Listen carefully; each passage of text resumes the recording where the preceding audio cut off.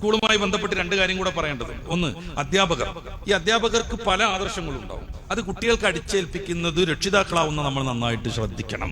വ്യാപകമായി അത് നടക്കുന്നത് ഈ അറബി അധ്യാപകരൊക്കെ ആയിട്ട് കയറി വരുന്ന മുജാഹിദ് പ്രവർത്തകരൊക്കെ. നമ്മളത് പറയാതെ വയ്യ. ഈ കഴിഞ്ഞ വർഷം എന്റെ മോനൊക്കെ പഠിക്കുന്നിടത്തേക്ക് ഞങ്ങളൊരു 10-20 മുസ്ലിം ജമാഅത്തിന്റെ ആളുകളും SYSR കൂടെ ചെന്നിട്ട് കർശനമായി നടപടിയെടുത്തൊരു കേസാണ്.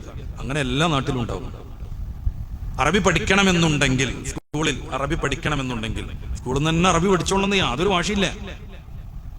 സ്കൂളിൽ അറബി പഠിക്കണമെന്നുണ്ടെങ്കിൽ ആ ഒരു സംവിധാനം നിലനിൽക്കണമെന്നുണ്ടെങ്കിൽ അതിനോട് മാത്രം ആത്മാർത്ഥത കാണിക്കുന്നവരായി അധ്യാപകർ മാറണം.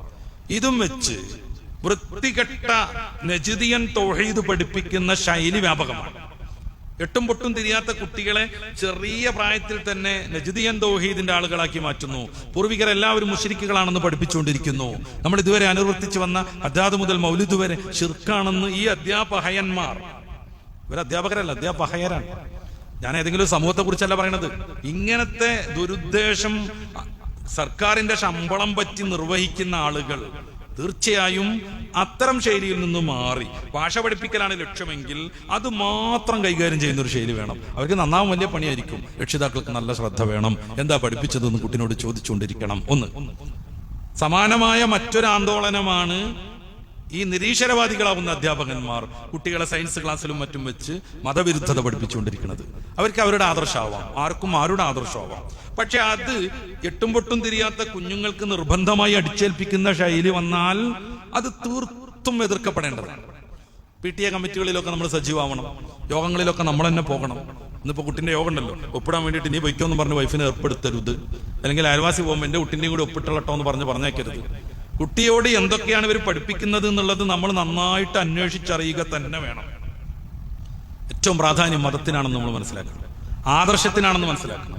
വിശ്വാസം നശിച്ചിട്ട് വഹാബിയായും യുക്തിവാദിയായും ലിബറലിസ്റ്റായും നമ്മുടെ കുട്ടി 10ാം ക്ലാസ്സും +2 കഴിഞ്ഞ് വരുന്നാൽ ആ കുട്ടി സമൂഹത്തിനും കുടുംബത്തിനും നമുക്ക് വ്യക്തിപരമായി ഉണ്ടാക്കുന്ന ദോഷങ്ങളെ കുറിച്ച് ആലോചിച്ചു.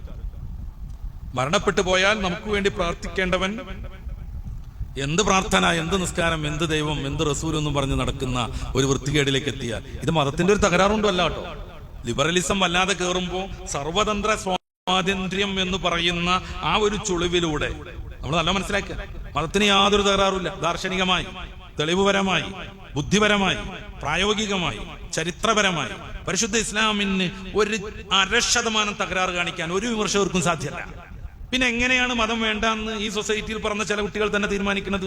ലിബറലിസം എന്ന മോഹന വാഗ്ദാനം, ഏത് രീതിയിലും താന്തോന്നിത്തം കാട്ടി നടക്കാനുള്ള സ്വാതന്ത്ര്യം, ആരെയും ലൈംഗികമായ വൃത്തികൾക്ക് ഉപയോഗപ്പെടുത്താൻ പറ്റുന്ന സ്വാതന്ത്ര്യം, തന്റെ ക്ലാസ് കുട്ടിയോടും തന്റെ സഹപാഠിയോടും ടീച്ചറോടും അധ്യാപകനോടും ഒക്കെ ലിബറലായിട്ട് ജീവിച്ച് അവർക്ക് ആവശ്യമുള്ള രീതിയിൽ പെരുമാറാനുള്ള സ്വാതന്ത്ര്യം, ആരെയും വഞ്ചിക്കാനുള്ള സ്വാതന്ത്ര്യം, എങ്ങനെയും സമ്പത്ത് സ്വരൂക്കൂട്ടാനുള്ള സ്വാതന്ത്ര്യം, ഇതൊക്കെ മോഹനമായി മുന്നിൽ നിൽക്കുമ്പോൾ ഇതിനൊക്കെ വിലങ്ങാകുന്ന, ധർമ്മനിഷ്ഠനായി ജീവിക്കണമെന്ന് കൽപ്പിക്കുന്ന, ആരെയും അതിക്രമിക്കരുതെന്ന് പറയുന്ന, സെക്സ് വളരെ മര്യാദക്ക് നടത്തേണ്ട, നിയതമായി നടത്തേണ്ട ഒരു വികാരമാണെന്ന് പഠിപ്പിക്കുന്ന മതത്തോട് അവർക്ക് താല്പര്യം കുറയുന്നു. താന്തോന്നികളായിട്ട് ജീവിക്കാൻ മതം തടസ്സം നിൽക്കുമ്പോൾ എന്നാ പിന്നെ നല്ലത് മറ്റേതാണെന്ന് തീരുമാനിക്കുന്നു. അല്ലാതെ മതത്തിന് എന്തെങ്കിലും തകരാറ്, ഞാൻ നേരത്തെ എണ്ണി പറഞ്ഞല്ലോ, ഏതെങ്കിലും രീതിയിലുള്ള ഒരു തകരാറ് തെളിയിക്കാൻ ഈ ടീമിൽ ആർക്കുമേ സാധ്യമല്ല. ഇത് ചരിത്രവും വർത്തമാനവും അങ്ങനെ തന്നെയാണ്. പക്ഷേ ഇത്തരം കാര്യങ്ങൾ കാണിച്ച് മക്കളെ പ്രലോഭിപ്പിച്ച് ആദർശ വ്യതിയാനം നടത്തുന്ന അധ്യാപകരുണ്ടെങ്കിൽ അവരെ തീർച്ചയായിട്ടും തിരുത്തേണ്ടതുണ്ട്.